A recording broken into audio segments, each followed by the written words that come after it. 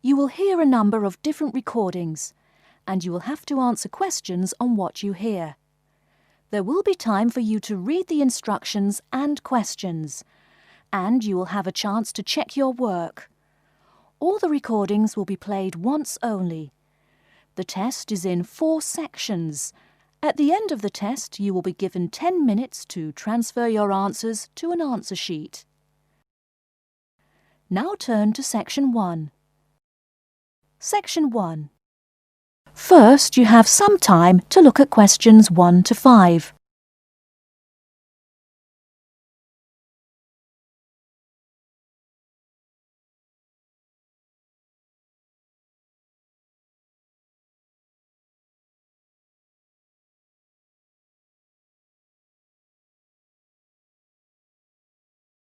You will see that there is an example which has been done for you.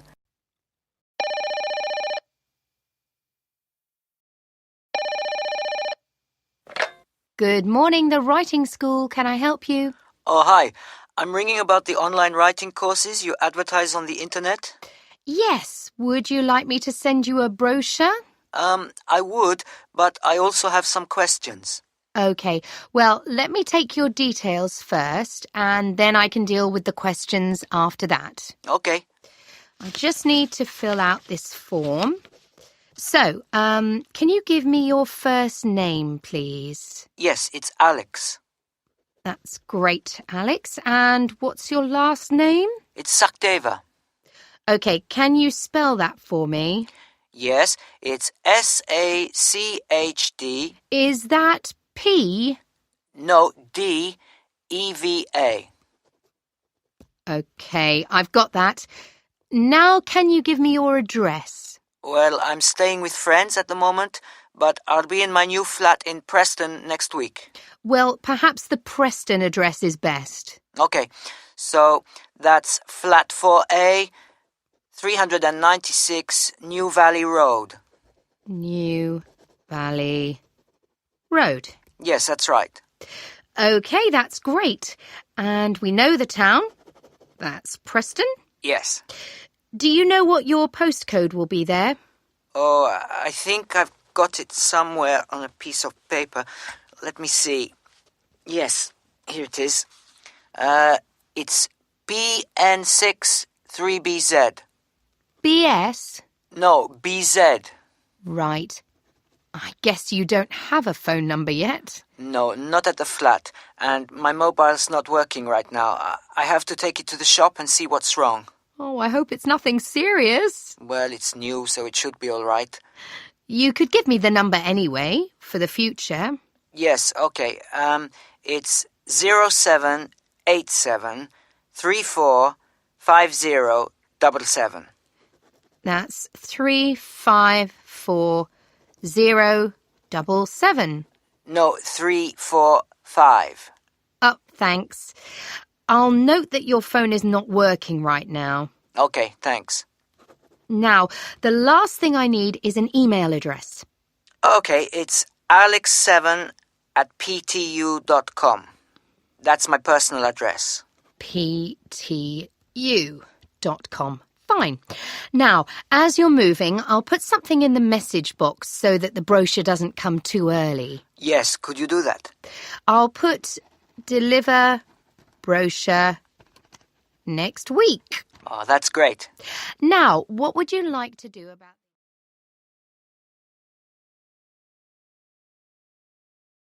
Before you hear the rest of the conversation, you have some time to look at questions 6 to 10.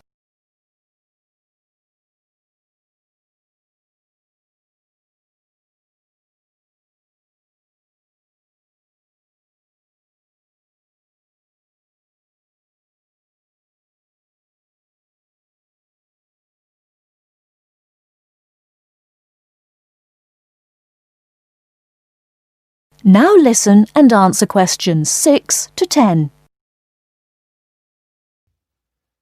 Now, you can see on our website that we have a lot of courses. What are you interested in doing? Well, I don't want to publish anything. I just want to raise the standard of my own writing. Yes, it depends on whether you want to, write creatively or for fun. We also have fiction writing. That includes writing children's stories.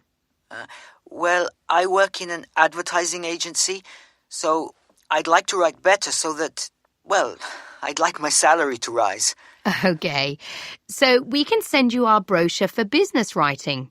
And if you think it'll be right for you, then you can enroll. Great. What happens after that? Then we send you the course pack. What does that contain? You get some books that will help you with your writing skills, an audio course on CDs and instructional DVDs to watch, and some lesson texts to read. Okay. What if I change my mind? Well, you can send the materials back to us. You have 21 days to decide, and we'll refund your fees within that time. Oh, that's quite good. I see. So the enrollment fee includes the course materials? Yes, it does. For all our courses. So are there different fees for different courses? Yes, at the moment, your course is... Let me see.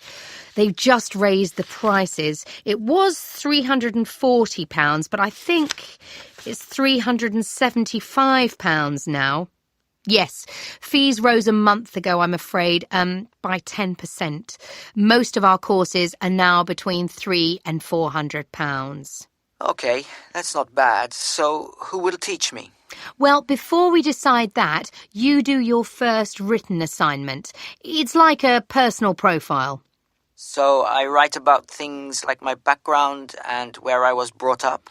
No, it's the future we're interested in. Oh, okay. So what I want to get from the course and how it will help me to achieve my ambitions? That's right. We get a picture of who you are and your needs, and then we match you to a personal tutor who will teach you and work with you. That's a good idea. And how do I get that to you? Well, you send it in to us by post or through our website. What about lessons? There are 15 lessons altogether, and each one has an assignment. And what sort of feedback will I get? There's continuous online support, and part of that is a web-based facility for all the students on your programme to get together. Oh, so we can share ideas and things? That's right, with no need to go into a classroom or be tied to weekly schedules. Okay. Thanks. I think that's all my questions. Don't hesitate to call if you have any more. Okay. Thanks. Bye.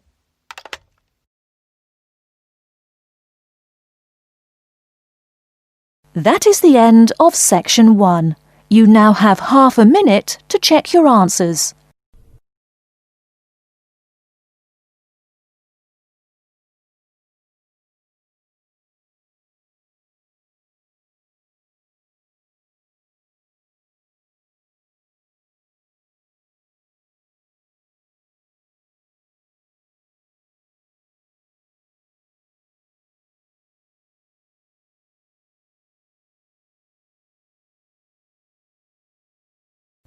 Now turn to section 2.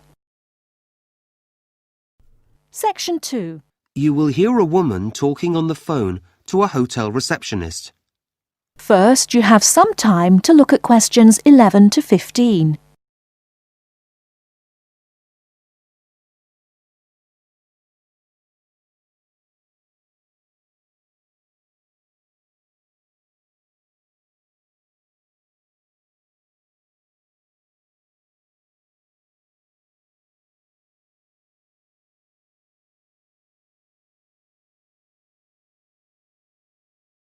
Now, listen carefully and answer questions 11 to 15.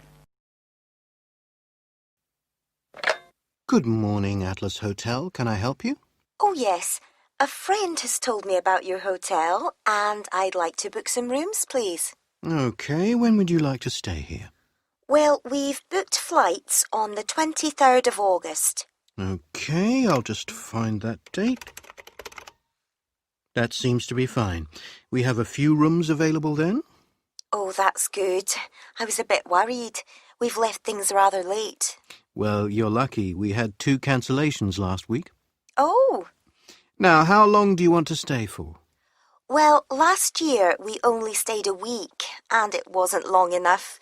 So this time we thought 2 weeks, if it's possible. That looks fine. Yes, you do need plenty of time here to really relax. It'll be getting towards the end of the tourist season as well, so it won't be quite so hot then. Oh, good. We've got 2 children, and I was wondering if you have any rooms that are next to each other. Let's see. I'm afraid that isn't possible, but we do have what we call a family room, which is a lot bigger than a double room and can take 2 adults and 2 children. Oh, that sounds perfect. Okay, I'll book you in for that. So, can I have your name and address, please? Yes, it's Mr. and Mrs. Shriver. Can you spell that for me? Yes, it's Shriver.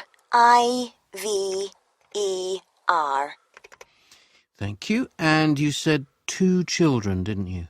Yes, they're 2 boys of 10 and 12. Fine. And can I have your home address? Yes, we live at flat 29, Tower Heights. Okay. Is that England? No, it's Scotland, actually. We're from Dunbar. Ah. The postcode's EH41 2GK. Okay, great. That's a country I'd really like to visit. You'd have to bring a lot of warm clothes. I know. And can I have a contact telephone number? Sure. Our home number is 0131 9946 5723. 723. Thank you. I hope you don't mind, but we always ask our guests what the purpose of their trip is. I'm guessing yours is a holiday? Yes, we're really looking forward to it. Before you hear the rest of the talk, you have some time to look at questions 16 to 20.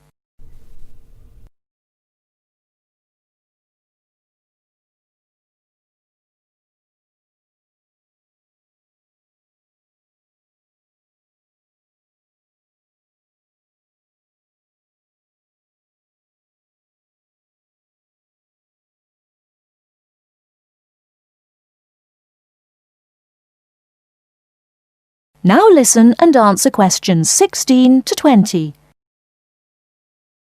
As you've been here before, I wonder if you'd mind answering a few short questions for our tourist board? No, not at all. They collect information from tourists so that they can try to improve the tourism industry here. That's a good idea. Okay. So, what type of holiday activity do you like best? Well, I like a lot of things. I like shopping and sightseeing. But I think as a family, we all enjoy swimming the most. Okay, and do you go to the beaches to do that? Well, sometimes we do. We also like to sit around the pool at the hotel. When you go to the beaches, what do you think of them? Well, they're a bit crowded. I know. But then you expect that in the holidays. The main thing is that they're very clean. That's why we come back. I'm glad to hear that. And you said you like shopping? Yes, it's fun. How are the shop staff? Are they... Well, I don't want to criticise, but sometimes, well, they're a bit too helpful. trying to sell you souvenirs? Yes, I prefer to choose things myself. Uh-huh. What about eating and the service in the restaurants? Oh, the food is delicious, always. And the waiters, well, they're polite and so fast. Nothing takes very long. That's good news. Sometimes people complain, but... Well, I haven't been to every restaurant. There are rude waiters everywhere, I suppose. Well, we like to avoid it if we can. Do you have suggestions for things which might improve your holiday experience here? Not really. Let me think. Oh, yes. I did notice the last time I was there that there are local buses, but you don't seem to have any bikes. No, we don't. Most people have cars. It's just nice to hire one and get some exercise. Go at a slower pace so that you can really see the landscape. OK, I'll note that down. Well, thank you very much. That is the end of section 2. You now have half a minute to check your answers.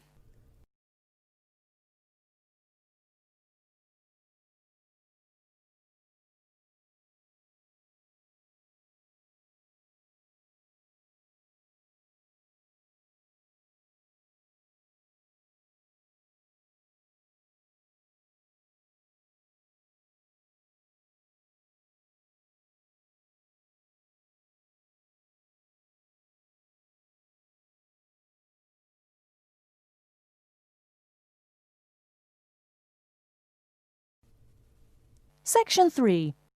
You will hear the beginning of a lecture about the Pleasanton Town Market. First, you have some time to look at questions 21 to 25.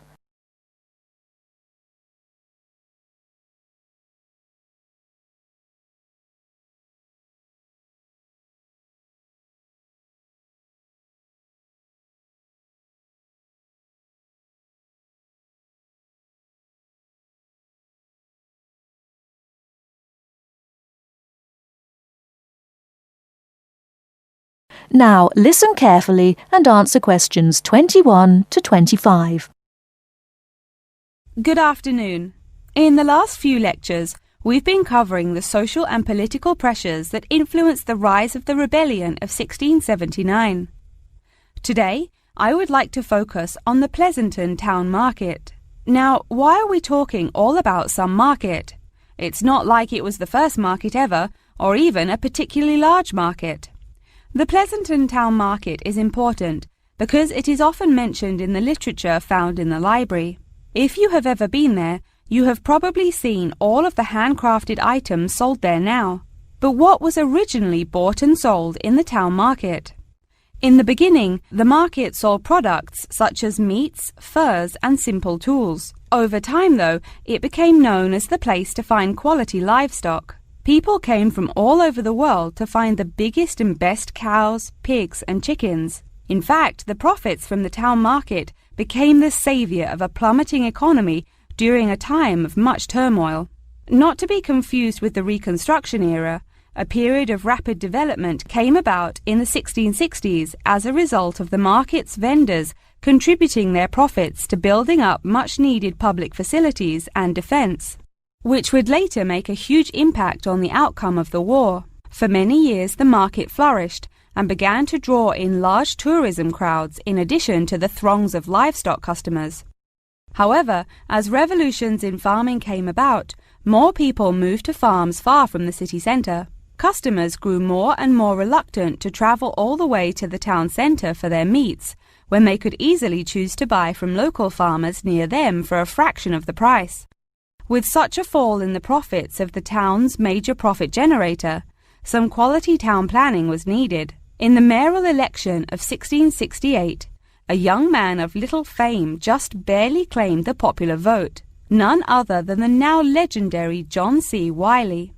Wiley's first decision as mayor of Pleasanton was to deal with the quickly failing town market. The building with the large clock was a landmark that had symbolized growth in Pleasanton for a generation. Wiley decided to use the notoriety of the town market to set an example. During the historical Rotterdam Rebellion, Wiley gave all those involved lifetime prison sentences in the very same building. It stayed a prison for about 50 more years until they transported all remaining prisoners to other facilities and turned it into the historical monument today. Before you hear the rest of the talk, you have some time to look at questions 26 to 30.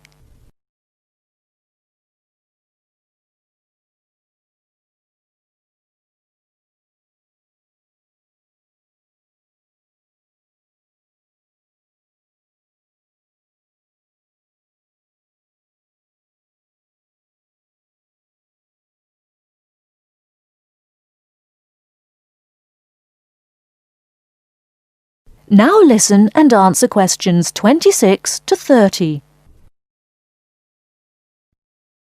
Now that you know the basics of the history of the Pleasanton Town Market, I will introduce your next group project. I want you to make a short film based on the real historical events that occurred in Pleasanton before and during the uprising. I will give you some class time to look through the library's reference section, but you will be responsible for conducting further research outside of class. I suggest starting by looking for information on the market itself. You'll find plenty of information. In fact, some students complain that there is actually too much information on it.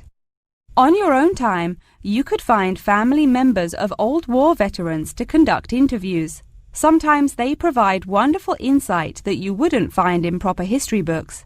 But be careful, an interview that is riddled with bias is useless.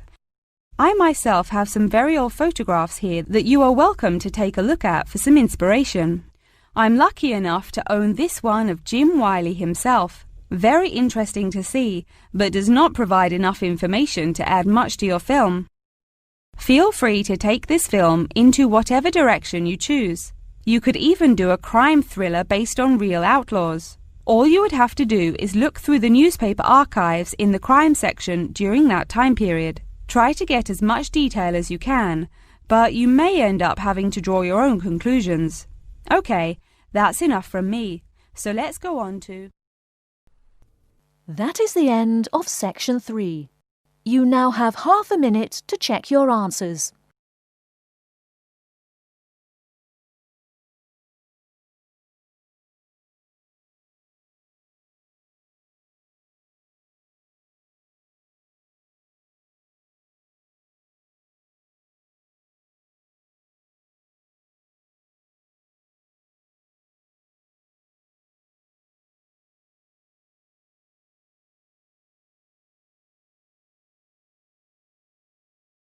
Section 4. You will hear a conversation between two flatmates, Craig and Don, who are looking for a third person to share their flat. First, you have some time to look at questions 31 to 40.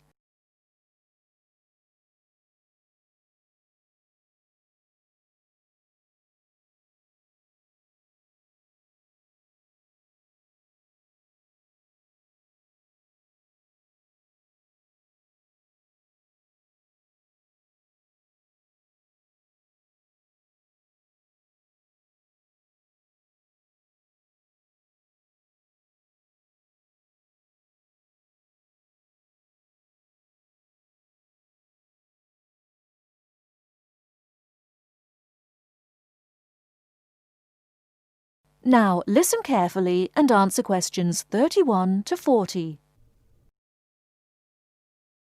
Hi, Craig. Been home long? Yeah, quite a time. Did anyone phone about renting the spare room? Yeah, we've had 3 phone calls about it. Really? Yeah. Do you want to hear about them? Sure. Right. The first one was called Phil Parrott. Uh-huh. He's a teacher. He's just qualified and he teaches sports. Okay. Actually, I'm not sure about him. He certainly sounded energetic, but he asked lots of questions about whether we smoked and what sort of food we cooked. Yeah. I mean, we don't exactly live on pizza and chips and takeaways. Well, not quite, but... But he might be a bit too health-conscious to really fit in with the sort of life we lead. Yeah. And he asked a lot of questions about the room. He said he needs a big room because he's got lots of sports equipment. Well, that's okay. The room's quite big, but I'm not so sure about him. What about the second one? He was called David Spencer. Spender? No, Spencer. C-E-R. He works at Cooper Long. You know, the big company on Broad Street. He said he was a lawyer. Oh. I'd have thought in that case he'd be earning enough to rent his own place. I wonder why he wants to share a flat. Well, he didn't say. He's quite a bit older than us. He did say he's just moved down here from the north of England. He seemed very quiet, actually. Maybe he wants to meet some new people. I got the impression he was a hard-working kind of person who doesn't go out all that much. Right. but he sounded okay. Oh, one thing though. He said he wouldn't be staying in the flat at the weekends, so he wants to pay reduced costs for gas and electricity, because he's only here 5 days out of 7. Oh, I'm not sure about that. What do you think? Well, I suppose it's fair, but it all sounds a bit complicated. Anyway, there was a third person, Leo Norris. Yes? He's an engineer. Oh, yeah? And he's about our age. Right. What did he sound like? Well, actually, he was really funny. I couldn't stop laughing when I was talking to him. He said he was very lazy and never got up until noon at weekends, and I said that wouldn't be a problem here. No, certainly not. But actually, I suspect he was joking when he said he was lazy. I think he lives life as it comes.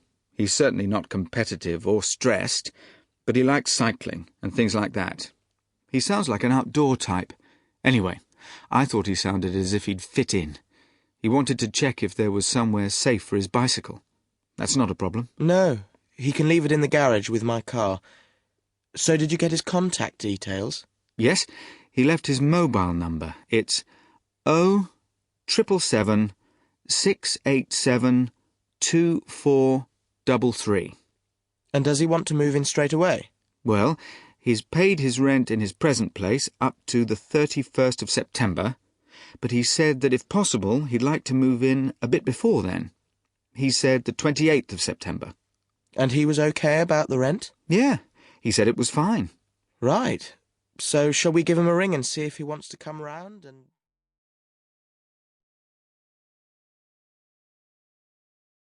That is the end of section 4. You now have half a minute to check your answers.